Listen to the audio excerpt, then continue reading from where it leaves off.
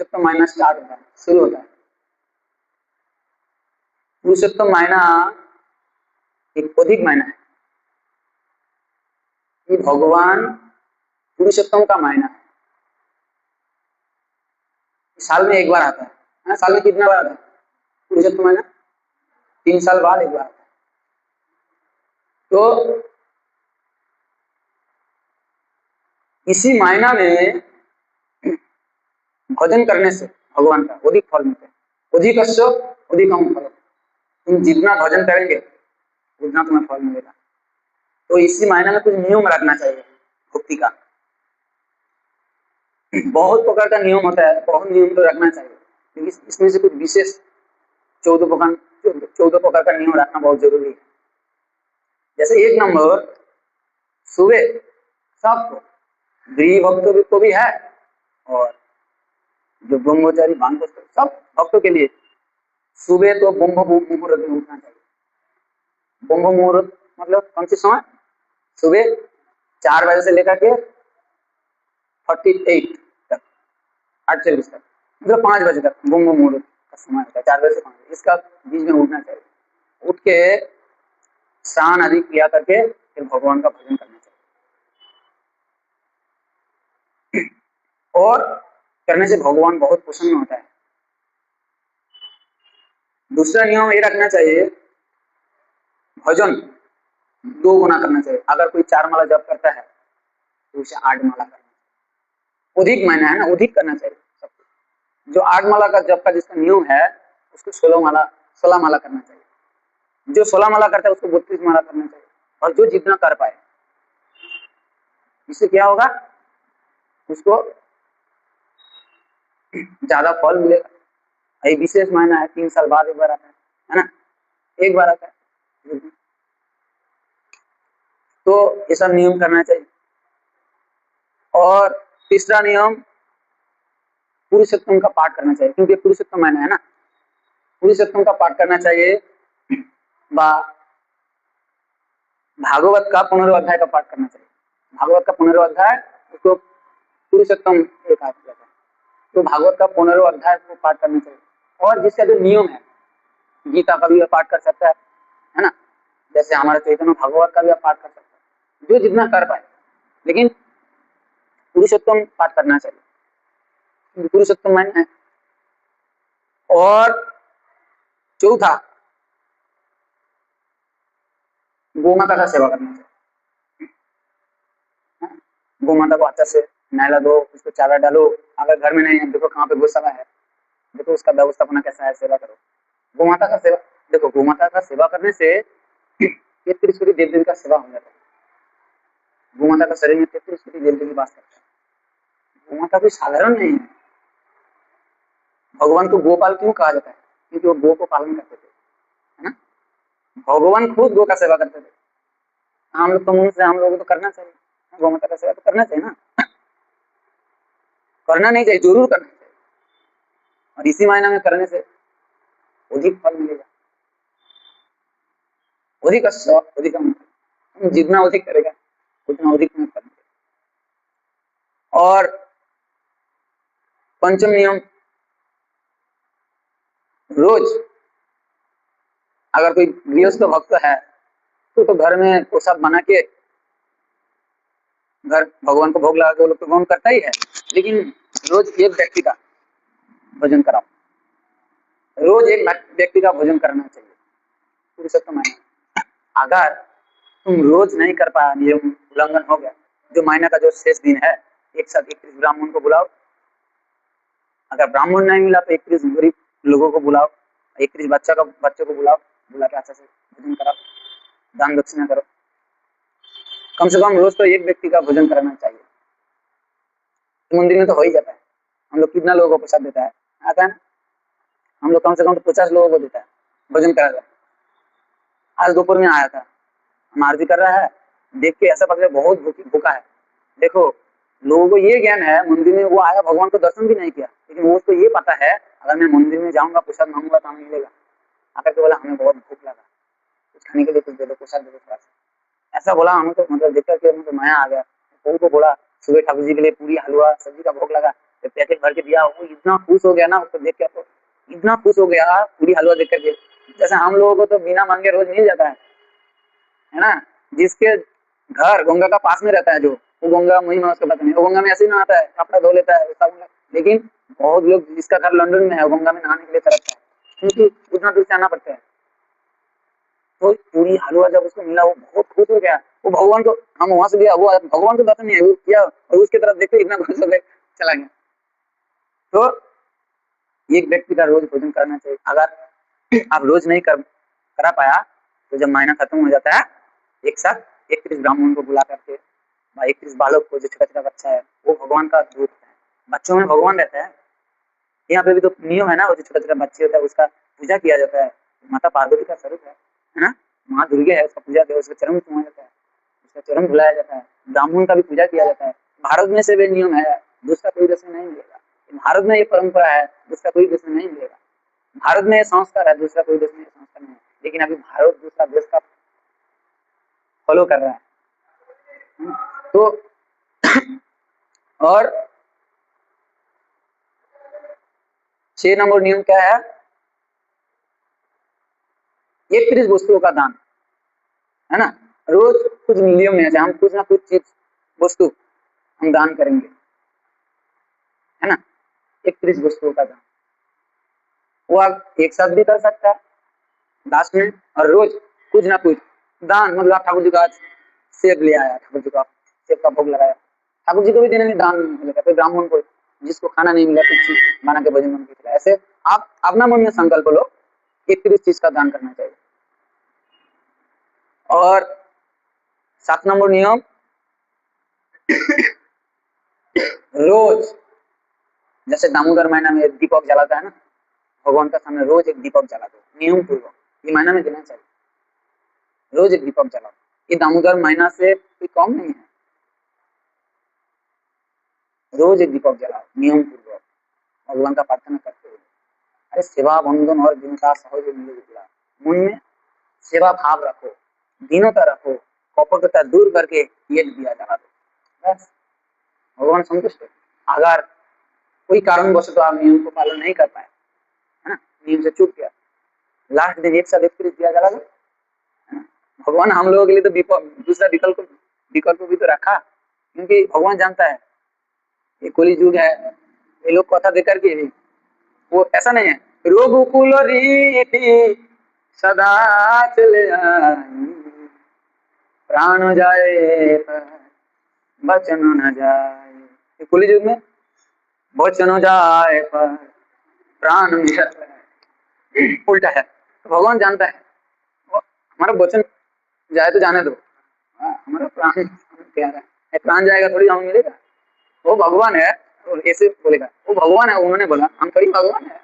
हम हमारा प्राण को क्यों गवाए, हमारा प्राण उसी मूल्यवान है। तो एक दिया रोज जला दो भगवान। आज से तो स्टार्ट हुए ना, अभी मतलब समय गया नहीं, सबके पास है, जो जान गया और स्टार्ट कर दो, है ना, अभी से। और 8 नंबर नियम, शांत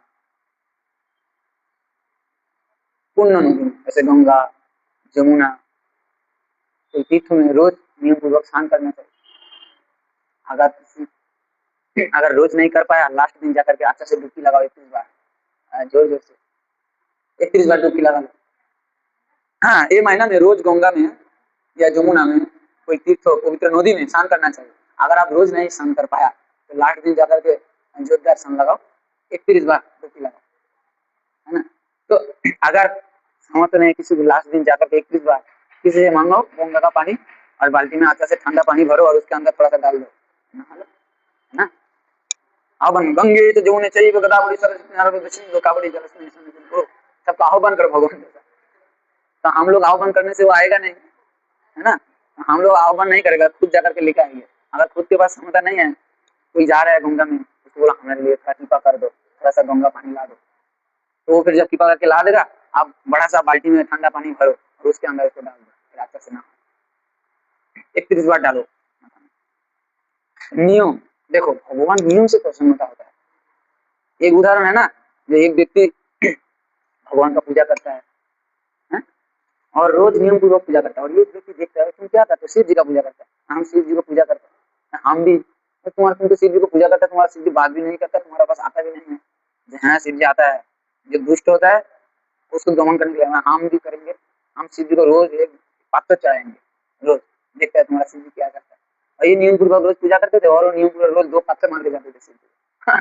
तो एक दिन रोज करते करते एक दिन बहुत तूफान झड़ बारिश वृष्टि आ गया। जो रोज पूजा करते थे वो बोला तो इतना तूफान आ गया, हम कैसे जाए। रोज सुबह आते थे, आज सुबह तूफान चल रहा है ना, शाम को जाएंगे। तो उस दिन सुबह वो नहीं आ पाया, शाम को आकर के पूजा किया। और सुबह जो पत्थर मारते हैं, अरे झड़ तूफान जो हो जाए हम तो शिव जी को मारेंगे, वो आकर के पत्थर मार दिया, सुबह ही मार दिया, तूफान में आकर के भी मार दिया। और दूसरा दिन फिर झड़ वृष्टि तूफान चालू हो गया, ये शाम को जाएंगे, शाम को भी शांत नहीं हुआ, मतलब काल जाकर के 2 बार पूजा कर लेंगे, वो बेटा झड़ तूफान में जाकर के पत्थर मार दिया। ऐसे 3 बार में जब ऐसा हुआ, ये तो गया नहीं, वो जब पत्थर मारने के लिए गया शिव जी फोकट हो गया, हम संतुष्ट है, तो इतना तूफान में भी तो आए हमको पत्थर मारने के लिए, तो भगवान नियम से प्रसन्न करता है। अब नियम पूर्वक भगवान को दर्शन करना चाहिए, नियम पूर्वक भगवान का सेवा करना चाहिए। तो नियम पूर्वक रोज एक दीपक जला, गंगा में तो ये थोड़ा अलग है, सबके घर पे गंगा का पास में नहीं है, लेकिन आप ये कर सकता है, बोतल में गंगा का पानी है, एक बूंद डाल दो, करो, फिर भी थोड़ा सा नियम का पालन हो जाता है।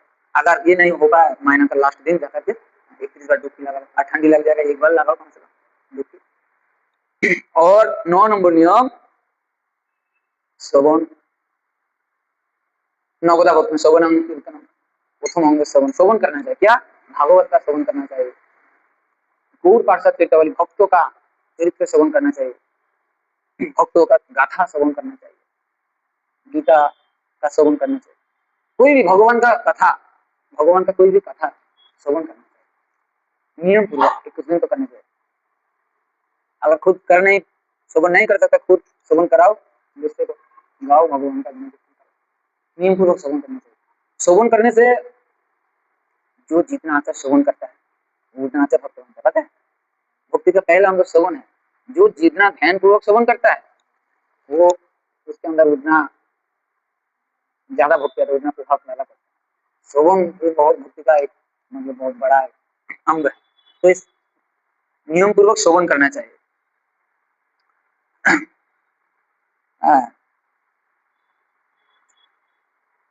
और 10 नंबर नियम जो हम लोग रोज करता है, परिक्रमा, धाम परिक्रमा करना चाहिए। हम लोग तो, हमारा गुरुवर्ग इतना कृपालु है, इतना दयालु है, इतना मतलब क्या बता, इतना महानुभाव है, हम लोग घर में बैठे बैठे, मंदिर में बैठे बैठे सब धाम का परिक्रमा कर लेता है। तीनों धाम, गौड़ियों का 3 धाम, क्या क्या पता है, किसको पता है, गौड़ियों का क्या क्या धाम है, 3 धाम, नवद्वीप धाम, वृंदावन धाम और क्षेत्र धाम। हम लोग तो रोज कर लेते हैं तीनों धाम का परिक्रमा। सुबह हम लोग नवद्वीप और वृंदावन का परिक्रमा करते हैं, शाम को आप ही करने वाला है क्षेत्र धाम का परिक्रमा। ये सिर्फ गौड़ियों मठ में है, दूसरा कोई मठ में कोई, ये हमारा गुरु महाराज जी, हम अधम जीवों के लिए ये कीर्तन रचना किया। वृंदावन नवद्वीप धाम का महिमा सूचक कीर्तन, वो महिमा गा करके अगर आप मंदिर में 4 बार परिक्रमा कर ले तो नवद्वीप परिक्रमा करने का फल आपको प्राप्त हो जाएगा। ये कोई सुना हुआ बात नहीं, ग्रांट प्राप्त होगा। जैसे आग में आप जान के हाथ डालो और बिना जाने हाथ डाला तो जलाएगा, डाई का सब कुछ नहीं, ऐसे आपको नवद्वीप परिक्रमा करने का फल 100% मिल जाएगा। अभी होगा कितने परिक्रमा का, कितने परिक्रमा होगा 4 बार करने से। 4 बार तो नियम है, अधिक कर सकते हैं, 8 बार कर सकते हैं, 10 बार कर सकते हैं, कोई 108 बार करता है, और कोई महानुभाव 34 बार करता है, हाँ 33 बार करता है, कोई महानुभाव, कोई महानुभाव है 33 बार, लेकिन करना चाहिए, 4 बार तो करना चाहिए, और ज्यादा करे तो और अच्छा है, अधिक से अधिक हम फलम।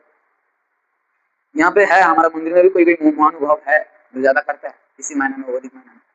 आज किया सुबह मैंने देखा, 1-2 महानुभाव आया 108 बार किया, और 2 महानुभाव आया 33 बार किया, तो करना चाहिए, है नियम में है, ज्यादा करना चाहिए। लेकिन जो नियम पूर्वक रोज करता है उसको 4 बार करने से भगवान नियम से, लेकिन आप अधिक भी कर सकता है। और 11 नंबर नियम धामवास, हम लोग तो धामवास ही कर रहे हैं ना, ये तो काशी विश्वनाथ की नगरी है ना, उसके अंदर ही आता है, शिव जी का त्रिशूल के ऊपर हम लोग वास कर रहे हैं ना, उसके छत्र छाया में हम लोग धाम ही वास कर रहे हैं। और भी है वृंदावन धाम, नवद्वीप धाम, क्षेत्र धाम, बस करने का नियम। अगर कोई 31 दिन नहीं कर पाया, इसका बीच में एक दिन के लिए भी करना चाहिए। लेकिन हम लोग 31 दिन ही कर रहे हैं। हम बस भगवान का चरण में, भगवान का चरण में सारी धाम विराजमान है ना। भगवान का चरण में समस्त धाम विराजमान। भगवान आह्वान किया, देखो कि भगवान का पैरों से तो गंगा जी आया ना, है ना? कितना पुण्य स्थल है। गंगा का तट में आप बैठ जाओ, आपका मुंह एकदम भगवान का नाम में लग जाएगा, प्रेम।